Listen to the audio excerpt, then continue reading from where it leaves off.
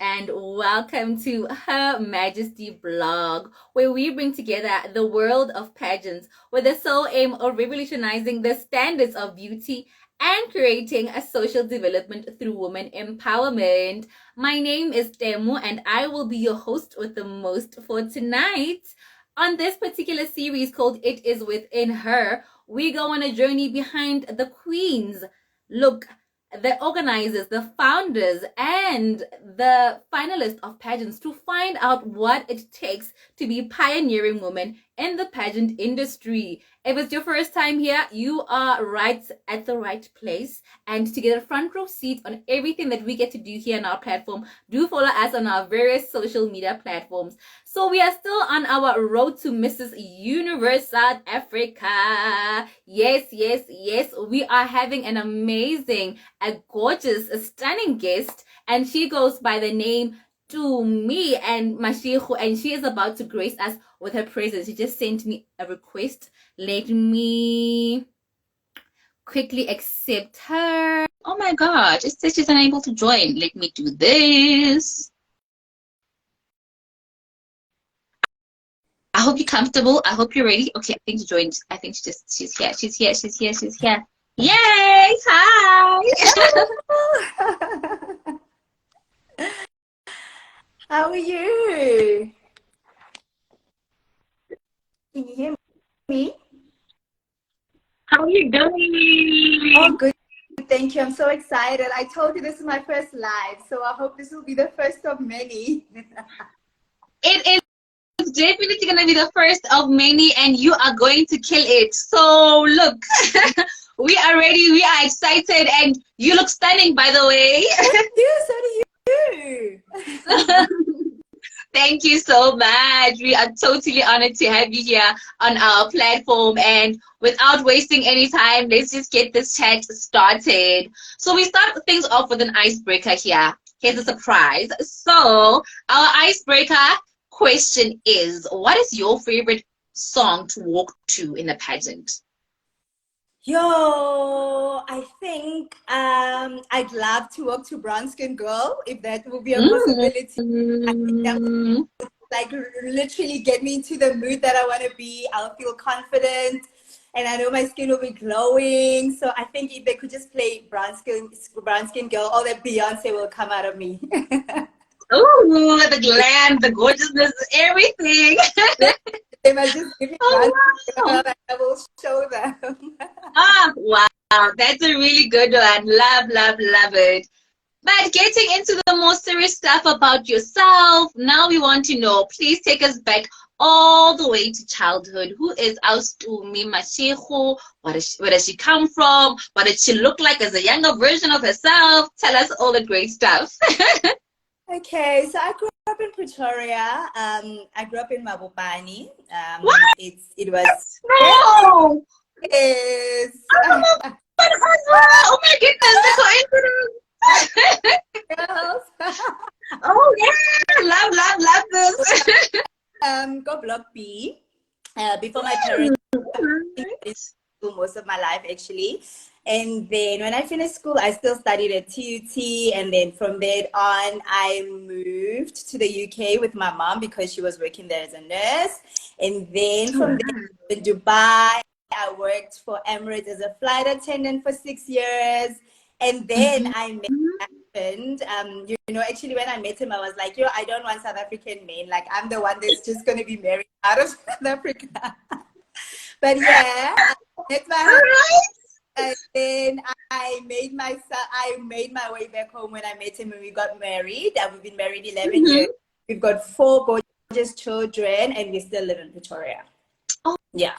Wow. So you just had to come back home. There's just something about Pretoria that is keeping me here. It totally drew me back.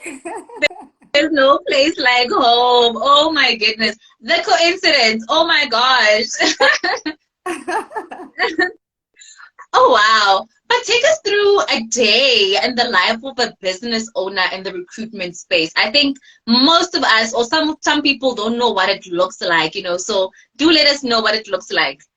Running your own business, there is no day that's the same as the next. So every day you anticipate different things. Running a household every day is a different day. Having children every day is a different day. So I think what is very consistent with me is I wake up with a little prayer, have a cup of coffee, and then my morning starts. So I go drop off my daughter at school, quickly the gym, and then my day will start with like checking emails and then replying and then getting like into the crux of work. Then I'm having to go fetch my children and then cooking and then homework. So the usual mommy stuff. Yeah, no, you wear many hats in your day. It sounds hectic, but I'm sure you have very good time management skill to juggle all that together. You get used to it. You finally get a way of doing it all, and you manage. So I think I'm doing good. I can give myself that. No, you sound like you're doing amazing, because to some of us who don't have kids, sounds like, shoo, how does she do it? You know? But it's really amazing. I'm saying it. Don't be fooled. Prudence Matshego is saying all the way from Maopane. Yes, us to me. She's also from Maopane. So look, I'm sure she's having that, we're representing moment right there. Oh my gosh. And then what brings our ultimate joy? I think one of the topics and what I'm advocating for with Mrs. Universe SA is autism awareness. My daughter is on the autism spectrum. So I think I always, when I talk about parents, the things that you as parents, some parents take for granted, when you are raising a child with intellectual disabilities, the little things that they end up doing that another mom would take for granted is what brings me joy. So my daughter is nonverbal, right? And every time she says something, a word that I knew she's never said before, my God, do I not celebrate? I would even pop a bottle of champagne, So those little things and those little moments for me are what totally joy, and I can never, those are like priceless for me. Oh, that is so amazing. And speaking about, autism spectrum disorder, for those that are wondering and who have never heard of it, what is autism spectrum disorder? So, autism spectrum disorder is a developmental disorder. So it causes differences in the brain. So children would have a delay in speech, social interaction and communication for them is not the same as any other child. So they would also have like repetitive behaviors, attachment to unusual objects, and what we call stimming. So they would also like walk on tippy toes, flapping of the fingers, clutching of the ears. So those are kind of some of the symptoms that you need to look out for. But I mean, as a parent, you see developmental stages of your child, and when you compare them to your peers, you'll see that they are a little bit delayed than what other children are going through. So those are the kind of things you look for. But because it's a spectrum, like they call it a spectrum because no child is the same to the other. So it's very varied, it's very wide. The symptoms are very different on each and every child, so there's certain degrees of it. So so it's very varied. So one child who has autism spectrum disorder will be different from the next one. All right. Hope you don't mind me asking, how did you realize that your child has autism spectrum disorder? Okay, so my daughter was diagnosed at 2 years. Fortunately, my mom is a nurse, so she's the one that actually noticed some of the things that we actually thought, okay, you know how people will say, no, she will speak, don't worry, don't rush her. Yeah. So those are the kind of things that you will experience. But I mean, my daughter had speech from 8 months, and then from about 1.5 years, then the speech started regressing. So that's one of the red lights that you need to look out for. And then by the age of 2, she had no speech at all. So also with social interaction, she couldn't interact with kids that are the same age as her, And then we're seeing with as well, not being able to look at other people in the eye, and sensitivity. Hers is sensitivity to noise, so she's always been very sensitive to noise. So she'd clutch her ears, and then we thought, okay, maybe something's wrong with her ears. We go get it checked. Nothing is wrong. So these are the kind of things you need to look out for when you suspect that your child could be on the autism spectrum.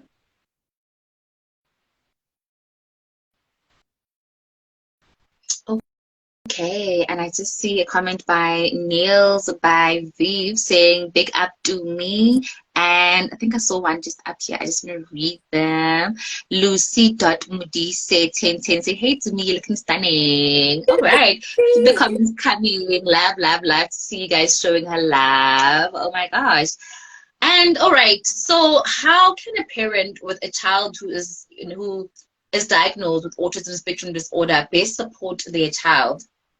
Okay, I always say early diagnosis is the best thing you can do, not only for yourself, but also for your child. It's better to know what you're fighting than to just go, every day speculating that it could be this or maybe something this is wrong. So when you start seeing at least 3 to 5 symptoms of the symptoms I've already mentioned in your child, I think you need to go see a pediatrician who will refer you to a pediatric neurologist, and they will do the diagnosis. So I think it's very, very important to have early diagnosis, which will lead to you having early interventions like speech therapy and occupational therapy for your child, and getting them a school that will be suitable for them, because children get very frustrated at mainstream schools because they've got different educational levels and way of learning. So it's better to find a school that will cater for your child's needs.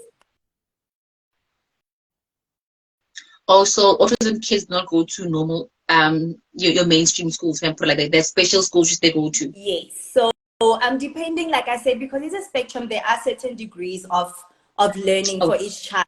So there are children that do cope in mainstream schools, and there are children that don't. But generally, teachers are equipped to be able to see if a child needs extra help and they cannot offer it because it's a mainstream school. But also the child gets very frustrated in these schools because she cannot or he cannot keep up with the pace of how they're teaching in the normal mainstream schools. So parents sometimes who are really in denial will force that a child might stay at that school, but at the end of the day, you're also frustrating the child.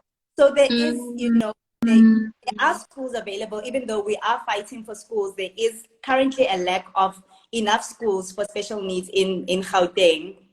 So there's another thing we're still fighting for. But I mean, there's like waiting lists for about a year and a half just to get into these schools. So the more you delay your own child, educational process.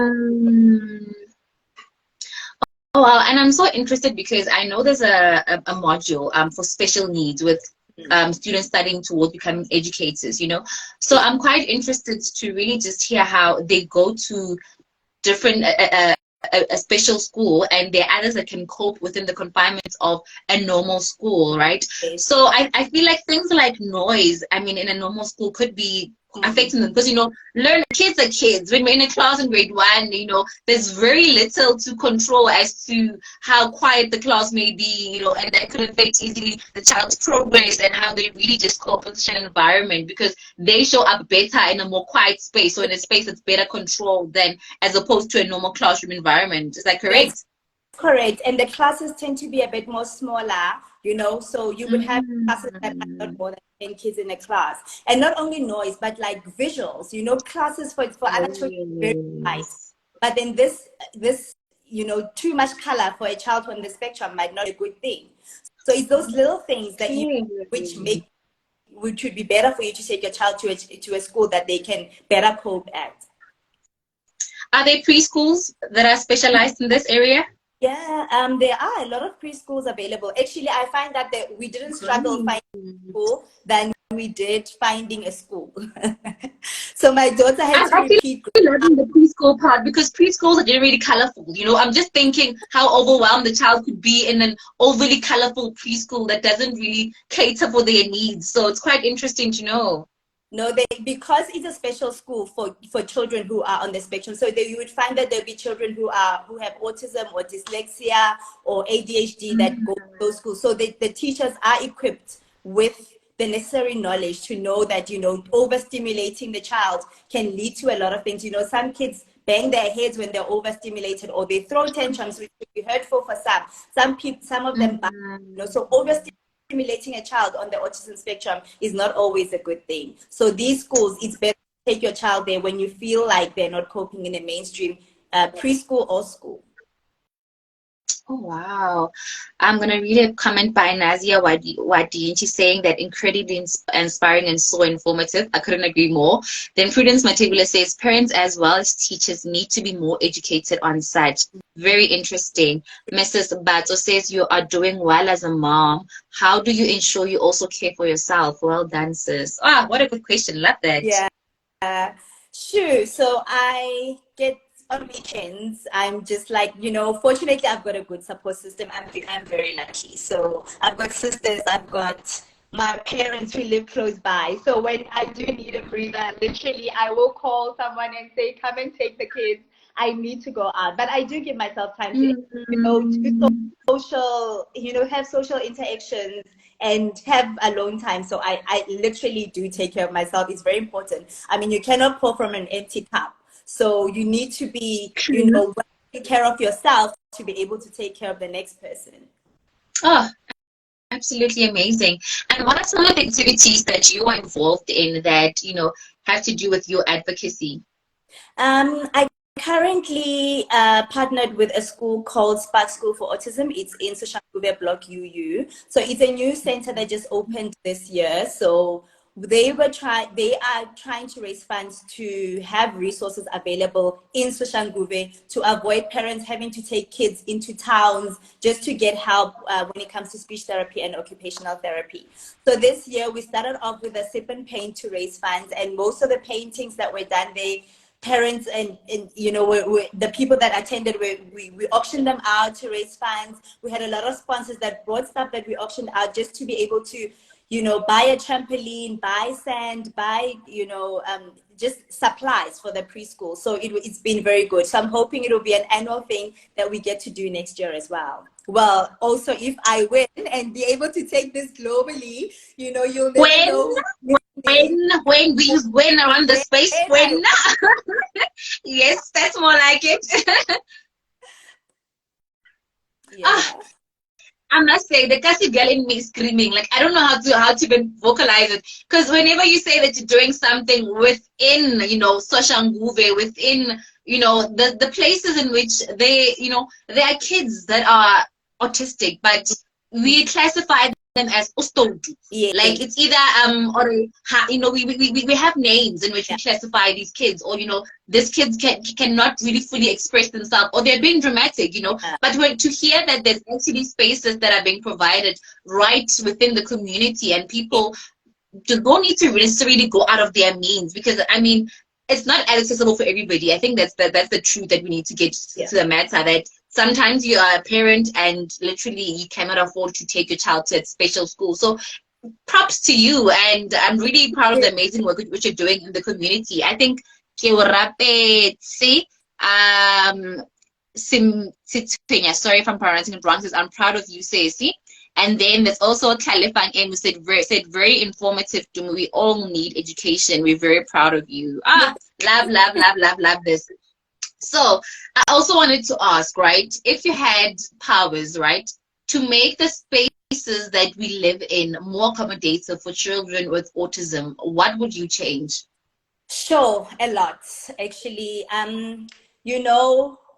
Number one, we need more schools. I mean, kids are sitting at home because they're sitting on waiting lists that are about a year, and you don't want your child home.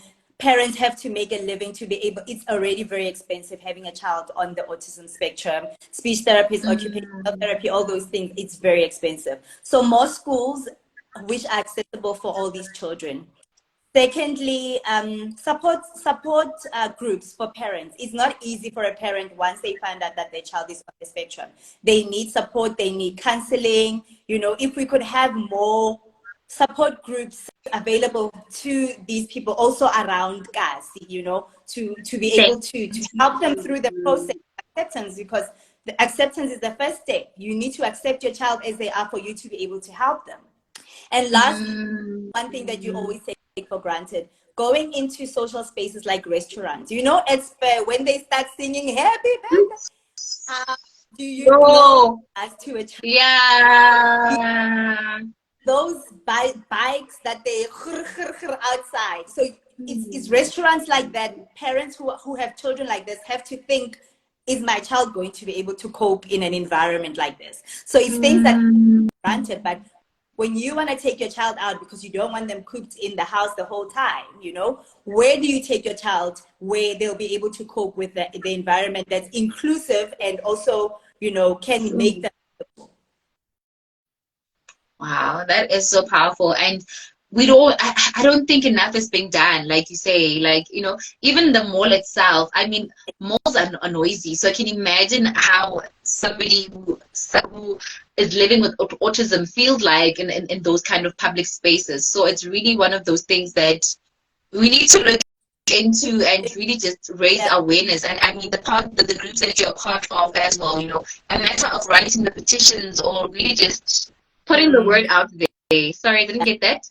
No, I was just saying that, you know, we're very behind in South Africa. I mean, there was one mom that I was interacting with the last time she was overseas, and she was saying there's actually like a time in most malls where it will be like from 5 to 6. This is the time where parents who have children on the spectrum are allowed to come and, well, not allowed, but could come and bring their kids into malls. So at that time, the lights get dimmed a little bit, the music gets switched off, you know, so that it's more comfortable for these kids so that they can also go to malls, you know. So things like that where you have a more inclusive society. I don't know when we'll get there, but I mean, the little that we're doing as parents, I think we'll finally get to that point one day.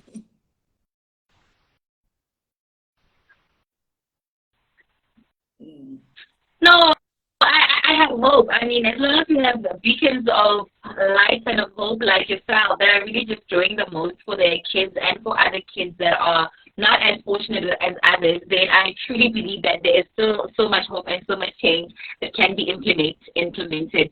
Bob Maricha says your daughter couldn't have chosen a better mom. Well done. Oh my goodness.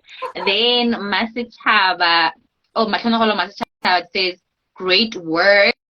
And then there was a question I missed. Yes. Can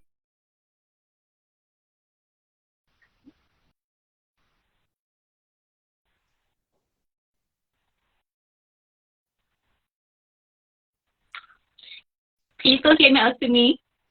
Yes. Okay. Now I can hear you. You were. Yes. I think the network just threw us off a bit there.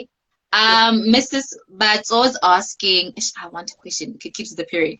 Wondering about those who are adults. Do we see the same symptoms in them? So the more early interventions you have, I think that the less then you can lessen the symptoms. But people are getting diagnoses in their adulthood now because they've been living their whole lives not knowing what it is and how you can't even explain it. But you know the excitement when an adult finally has a diagnosis and they're like, okay, oh my God, all along it's not because I was stupid, or all along it's not because I'm the blood seed, or whatever the case is. So it's the excitement that adults go through when they actually do get a diagnosis is amazing.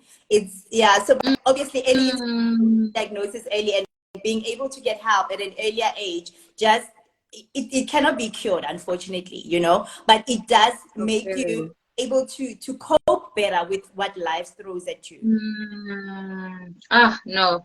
Love it. It's totally understandable. Lucy Mudise is saying that you are such an inspiration. Keep educating us. Spread the knowledge. Hopefully a good Samaritan will rise in our government and really take part in autism awareness. I couldn't agree more because I feel as though I didn't know as much. I feel so educated and I'm also just taking in so much as you're speaking, you know. So I really hope that it's something in a conversation that can be shaken, you know, in all these public spaces and, you know, in leadership of governments and in social spaces, that we really find people and, structures that are more inclusive, you know. Yes, no, ultimately that's all we hope for. And we're hoping, you know, it's not, it should, like April is Autism Awareness Month, but it shouldn't only happen that you hear April is Autism Awareness Month, you know. For instance, every interview I've been going to this month, I've been wearing blue. So blue is the color of autism. So we call it. You wouldn't have known. Wow, you're educating us so much right now. All right.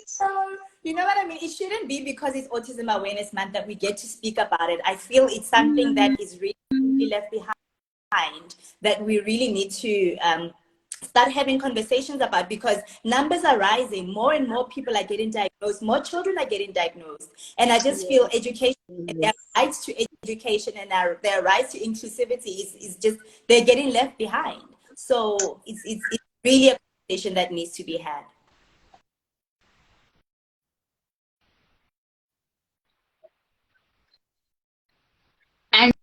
Speaking about a conversation that needs to be had, I'm agreeing with Lee Matz9. She's saying that I wish you could start a podcast on this subject, hopefully raise more awareness. I don't know, but I'm agreeing with her. And Prudence Matshego says that we need to have such conversations. No, look, I agree with the podcast. I also agree with just having, an awareness program within our communities, because I really feel that it's a topic that is not discussed enough, and also within, schools around us. Because sometimes maybe your parent can lack, the ability to identify it. But, if our teachers are empowered, if, other people that the child gets to engage with are empowered, then really early detection could really make better adults in the future who knew from a very long time that I'm suffering from this and have developed better coping mechanisms. That's true. Not only just teachers and parents. I mean, we're dealing with so much as a country. Mrs. South Africa SA talks a lot about gender-based violence and abuse, and people who have intellectual disabilities or physical abilities are 3 times more likely to be abused than those who do not have a non-disability. How do are police equipped to be able to handle such cases? When for instance, my daughter is non-verbal. Anything happens to her and I come with her, how will they know what happened to her? How do they get perpetrators like that to be able to, stand for whatever they've done? So it's those little things that we take for granted, but it's a huge shift that needs to happen for inclusivity to happen for people living with disabilities. Oh, wow. I'm going to allow this last question. Let me read it quickly. It's from Bob Maricha. She says, there's a lot of theories and intervention methods in autism. How would you advise a parent with a child who has been recently diagnosed? It took me 5 years to be able to talk about it myself. Don't rush the process. It will be a shock. You have to educate those around you. You have to educate yourself. You have to read up on so much. There's so much available out there, but also people also take advantage. People will always come up with things and say, try this, try that. Trust who your doctors, trust your pediatricians. There'll be so many theories, but as Black people, or your child is not talking because whatever, take her there. You'll end up spending so much money on things that were not necessary in the beginning. So all I can say, read up, educate yourself, educate those around you about what you're going through, have a support system, join support groups, and then from then on, then you can I guess be strong enough to be able to take care of your child, because that child will definitely need you. If they don't have a voice, you are there to be their voice.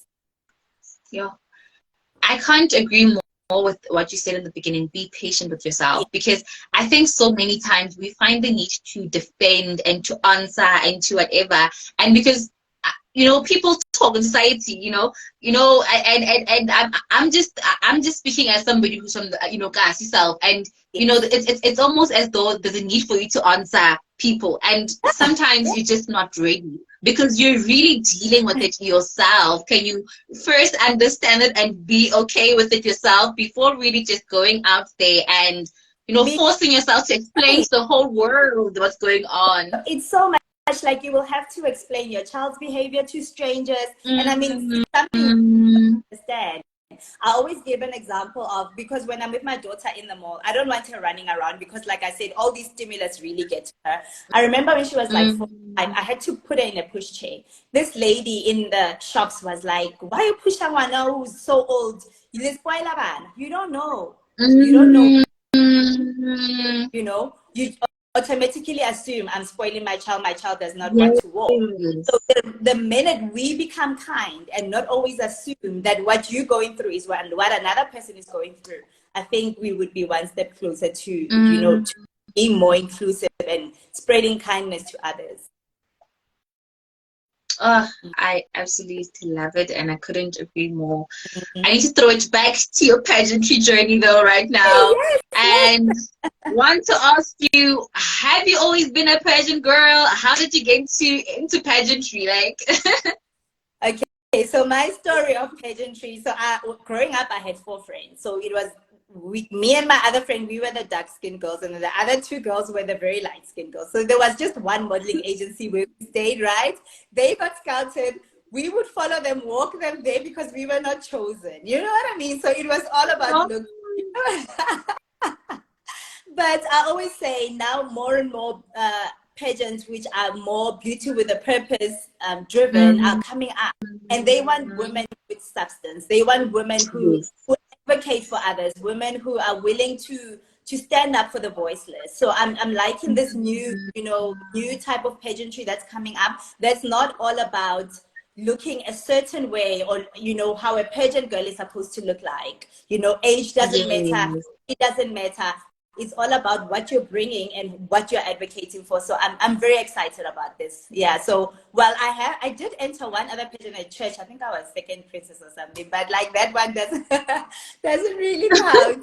But but still, I mean, you placed. It's valid. How? I also entered Miss South Africa. I think in 2014 I was a finalist then. But I feel like right now, coming to my own, and I really know what I stand for. I think the difference between then and me is how I've grown as a person, but my experience being an autism mom has really, really brought out something in me that can never be switched off. Love it. Cherry 5508 says go Tumza. Cheers 5508 says go Tumza. And I see another girl, hey Liz, I think they're just seeing another girl there, and says, yeah, you and Mrs. Staffa. So yes. Staffa, yeah. Right. Okay. So now I want to ask you, out of all the pageants in the world, I think you mentioned the importance of a pageant really pursuing purpose and having, that element of purpose in it. But out of all of the pageants, there's a lot of Mrs. pageants right now. I'm sure you've noticed and you've seen them coming up as well. Why did you choose to enter Mrs. Universe South Africa? I think it's the global aspect of it. I think it's the chance of my message reaching a global stage. I think I'm so ready for people to hear what we are going through as South Africans when it comes to domestic violence, when it comes to issues of inclusivity. And, I just feel like I just have so much to offer. And I think this platform was the one that I thought would be able to accommodate what I want to speak about. Right. And then Kalifang_M says, we're also excited for you. Good luck, my sister. And then there's this comment that I've been waiting for. Can I just say, I saw T.S. Matshego joined, and I wondered in my head, who's T.S. Matshego? Is it a cousin? Is it an uncle? Is it a brother? But now I am clear, because T.S. Matshego says, that's my babe. Oh my goodness. Love this. Love to see your husband supporting you. Oh my goodness. Love to see it. He has been absolutely amazing. I mean, not only with the pageant, but with raising our daughter. I mean, I couldn't have chosen a better partner to do this with. So I'm very proud of him as well. Love it. Oh my goodness. Then there is Boda Lebza saying, always inspiring us. Mrs. Bato says, finding your purpose in life can be tricky. So glad you found yours. Tumie, hold on, sis. I couldn't agree more. Wow. Then Tier 5508 says, Mr. Staffa is an example of domestic violence, always after you. Okay. I didn't understand that, but it's okay. Liz Ramos Lola says, beauty with purpose, you're doing amazing. Dooms. All right, no. And then we ask every single finalist finalists for Mrs. Universe South Africa this question. This is the key question. This is the one.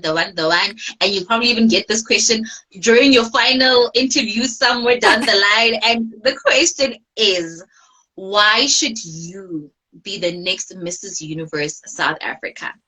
True. I'm still waiting to practice this one. Mara, let me give it a try. Did you hear my voice also changing there when I asked you? Like, I put on my presenter voice, my, my on the stage top 5 question voice, why should you be the next Mrs. Universe South Africa? I mean, I just feel that it has to be a wholesome person. It has to be somebody who's bold.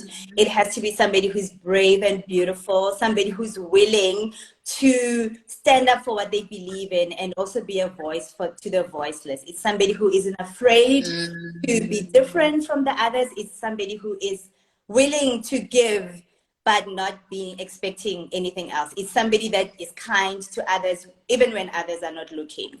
So yeah, she's beautiful, she's bold, she's brave, and she's me. I was waiting for that. Like, I was just like, when is she going to include herself there? Because you need to be somewhere there in the puzzle. Look, in the whole equation, you need to be there. No, she's definitely absolutely amazing. And Selima just saying she's already our queen. Why not go for the whole thing? Oh my gosh. Then Balteza Legs is saying, gorgeous, heart, beauty, brains. And Talifang _M says, she is you. Oh, yes, she is you. Then we just want to know, where can our people follow you on your social media platforms to really just follow the work which you do with autism and really just the work which we do as a businesswoman and. Okay. So on Instagram, I am its__Tumie. So ITS__TUMIE. Yeah. So you can follow my journey. You can DM me on questions of autism. I mean, every time I speak, people come up to me and say, actually, I think I know someone. It's only now when you've mentioned this that I actually think this child could, so please, got questions. I mean, I'm not an expert, but I'm living as an awesome mom. Yes. But I know, and I can only advise you where you can go, where I've been. But I mean, I wish I had somebody take my hand and walk with me through the journey. So if I can take somebody's hand and walk with them through this journey, then that would be one step closer for what I want to achieve. And can I just say, there's something about when you speak about like autism that lights up within you. Like, when you speak about your purpose, like you light up so much when you speak about it. So it's really like it's written. We don't need to even ask whether it's your purpose or whether it's what, but you really speak about it from your heart, and it's really beautiful to hear how you're really willing to hold another woman or another man's hand through this if they're struggling with understanding their child and so on. No, definitely. I mean, you know what Mrs. Battle, when she commented and said, finding a purpose is really not, I mean, it's only now in my 40s that I'm finding why I'm living. So, it might be earlier for other people, it might be later for other people, but please do find your purpose. It will make it so much easier to wake up in the morning and know where you're headed. Sure. Powerful. That's all I'm gonna say. And our final question here on this live, which also goes along with what we stand for here on Her Majesty, which is revolutionizing the standards of beauty, is that we want, I'd like to ask you, what does beauty mean to you? Sure. Okay. Beauty for me is being selfless.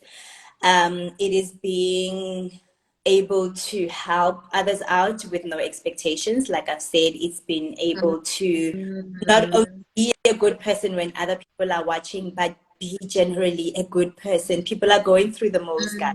Please, let's just be good people. So for me, that's beauty. When you're beautiful on the inside, it just radiates. You don't even have to do a lot. You can just see when somebody's happy and somebody is kind and somebody's good to others. They just exude so much beauty. So for me, love your answer. Nails by Thief says, may God bless your heart and protect your soul. Mrs. Batso says, I like how you embrace your journey. You already a winner queen. Oh my goodness. Ding. Ha, next month it's coming. You are going to be walking that ramp, and look, people are already speaking life into your journey. So I hope you're just grabbing it and taking it all in. Ooh, you know what? I'm so ready for this. Bring it on already. Love it. Love it. Oh my goodness. Nazia says, keep shining, and we would like to also wish you all the best with your journey going forward. You've been an amazing guest on our show, and thank you for really just educating us about autism and really just being a beacon of light, a beacon of hope, and really being somebody who unapologetically shares their story and their purpose. Thank you so much, guys. Please continue to vote for me. Yes. I can vote for you. Yeah, so please, it's a web ticket. So Yes. you just go on web ticket, type in Mrs. Universe SA, look for my name, Tumie, and then you can start voting from 5 Rand. Votes will be open until the 26th. But also, if you find yourself at the Pick and Pay till and you've got 5 Rand, 10 Rand left over, please just walk up to the web ticket kiosk. Just ask them for Mrs. Universe for Tumie. Please, thank you, guys. Oh, thank you. Do have yourself a pleasant evening further, and thank you for being an amazing guest on our show. And for your first live, oh my gosh, you weren't shy, you weren't nervous, you killed it. You absolutely killed it. You made it so much easier for me. You're a wonderful host. I really appreciate it, and thanks for everybody that watched today. Thank you so much. Bye.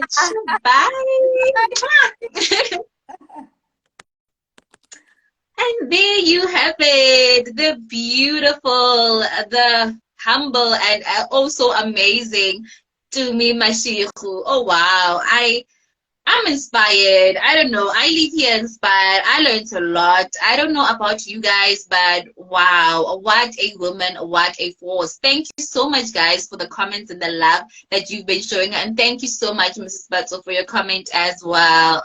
Look, we interview different ladies here about different topics. So maybe if you can look through our series, you'd find another Miss Universe talking about a different one. But definitely, if we were to have one about autism, I think that it would really be great on her personal channel. That would be absolutely amazing because we learned so much right here within this interview. And I'm just go straight to our announcement, and that is this coming Thursday, we are having It Is Within You chats on 27th of April, and it's going to be at 7 p.m. where we will be chatting how to spot a good pageant. Feel free to send us any questions that you might have, and we cannot wait to have the chat. We're going to be having an amazing guest. I'm sure you saw the clues already if you've been following us on our channel. We've been, posting hints, and look, it's going to be an amazing chat. If you know anyone who's a pageant service provider, for example, photographer, a dress designer, sash manufacturer, you can advertise your products or services right here on our platform by simply dropping us an email at Her Majesty Organization at gmail.com or WhatsApping us on 073-117-7477. Thank you so much, Mr. Matshego, for saying thank you for hosting Tumie. It was only our pleasure. And thank you guys for watching. Do follow us across all our social media platforms, Facebook, Instagram, YouTube, to watch some of the episodes you might have missed as well. And look, let us continue these conversations and really just having an amazing, amazing night. God bless. Bye.